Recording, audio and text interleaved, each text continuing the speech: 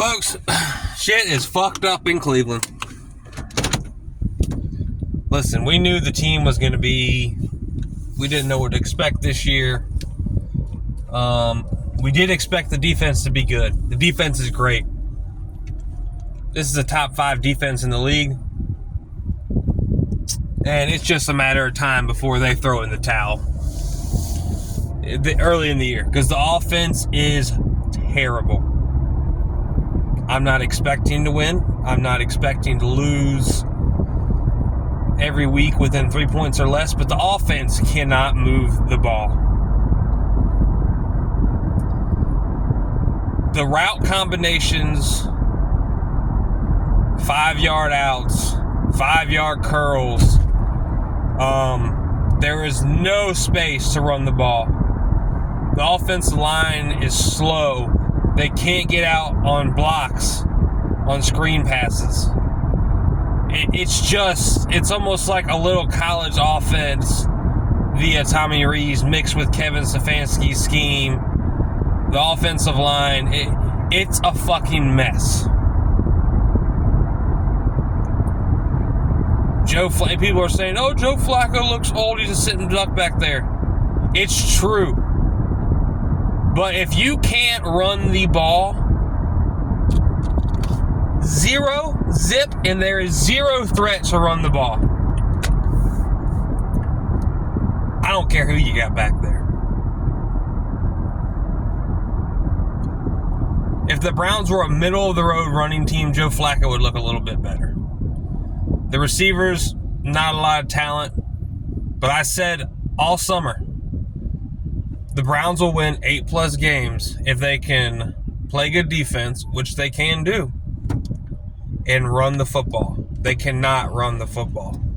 Everything Kevin calls is based off running the football. If Kevin can't run the football, he doesn't know how to call play. He can't draw guys open up in the passing game. He can't unless he's able to run the football. Hey guys, I think Kevin is a below average head coach at this point. At best, average.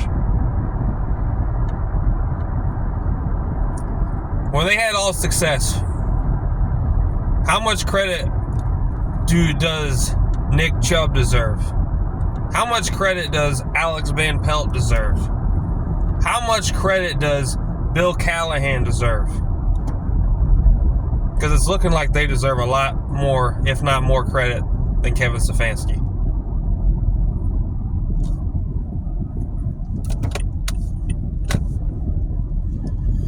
And you got to think about next year. This offensive line's old. Who has Andrew Berry brought in to plug holes for the future for this offensive line? Who? DeJuan Jones can't get through a game in Baltimore in the second week of the season due to heat. He's slow. Jedrick Wills, bust. Ethan Posick's not that good.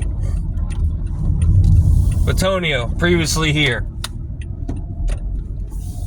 Wyatt Teller, brought here by John Dorsey his last season as for like a 6th-round pick. Something crazy. He might have been claimed off of waivers. Andrew Berry. I've been saying that for years. Yes, people say, yeah, he did have a decent draft. As far as some talented players. As far as Graham, he looks like a productive player. I don't know if he's a 5th overall pick. Schlesinger, good player. Juckins, gonna be a good player. But, you did not draft a wide receiver. You continue to not give up on the wide receivers you draft. Nobody's getting open. I've been saying it. This team succeeded the first 3 years from the lens of Andrew Berry because he was still had players acquired from John Dorsey. Each year, after each year, one would leave. And I'm not even saying these players were great players, but they got the job done. Baker, Nick Chubb, all our good players. Sione Takitaki. Was he a great player? No. But we won games when he was here. It's a mindset. It's a character thing. Not only did John Dorsey get good football players, he got guys that love the game, that were fucking dogs. Andrew Berry tries to be too smart and pick the best player out of Colorado State. You know, Andrew Berry picks he thinks he's finding these hidden gems on these terrible fucking teams and these terrible conferences. It's just, you know, I can't. This isn't going to work, man. It's not going to fucking work. You got to start Dillon Gabriel. People say, "Oh, we're playing the Packers. We're playing the Lions. It's too tough." Throw him in the fire. Let him get beat up. Stick with him. Let him try to get better each and every week for 8 weeks.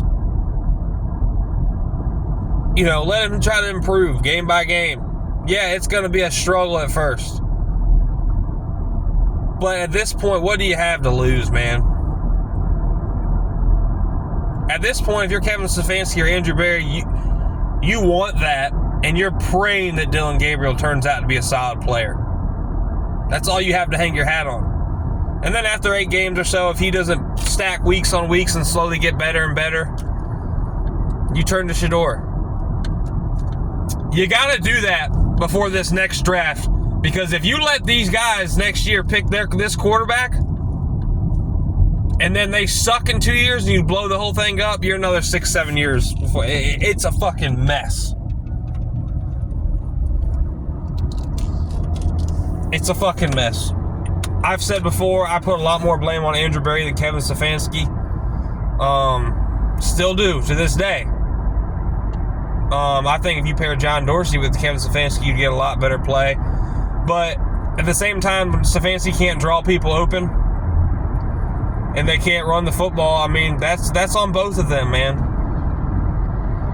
Zach Zinter, terrible. Luke Whippler seems all right. At this pace, at this rate, I would just play Luke Whippler at center. He's your future center. Because on a screen pass, Ethan Postig's too slow to even get out there to pick up the fucking guy to lay a block. It's a fucking disaster. It's week 2. You know, you gotta just see the young guys play, man. You succeed from failing. Throw Dillon Gabriel out there. Try to establish the run game. Don't give up. Get in the offensive line's ass and get every ounce of energy you have out of those guys. If DeJuan Jones ain't got the heart and the energy, take him out. Put somebody else in. I don't give a shit. You got to get this team ready and toughened up for next year. Pound the fucking rock. You got to be able to pound the rock, and there's no point of even trying to figure out anything else, other ways to score. You got to figure out how to pound the rock.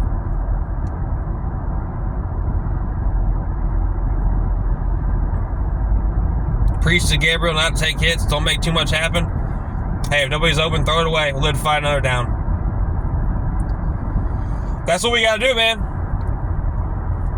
If the running game was above average, I'd say keep Flacco out there. Something good's going to happen. But it's not. It's awful.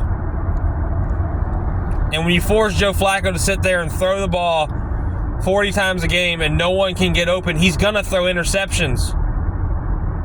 Because he wants to make something happen.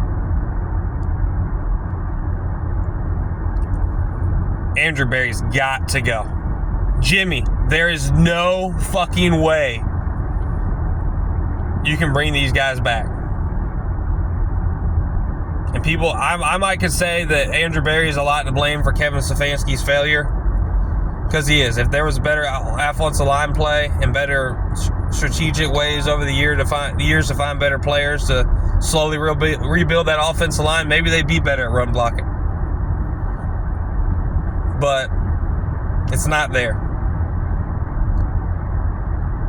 Jerome Ford does not deserve to be in the mix. I feel bad for the Jim Schwartz and the defense who are just shutting people down, man. At some point, they're just their motor just turns off when the offense isn't even it's not doing anything, man. Like, it just sucks. They held Derrick Henry in check. They held Lamar Jackson in check for most of the game. It's embarrassing. It's ridiculous. It's week 2. No reason. I unfortunately have tickets. I live in Myrtle Beach, South Carolina, and I unfortunately, I bought my tickets. I'm going to Cleveland next week to watch them play fucking Green Bay. That's going to be a fucking shit show. And I'm going to make sure I start some type of fucking fire Andrew Berry chants. We're going to get it going.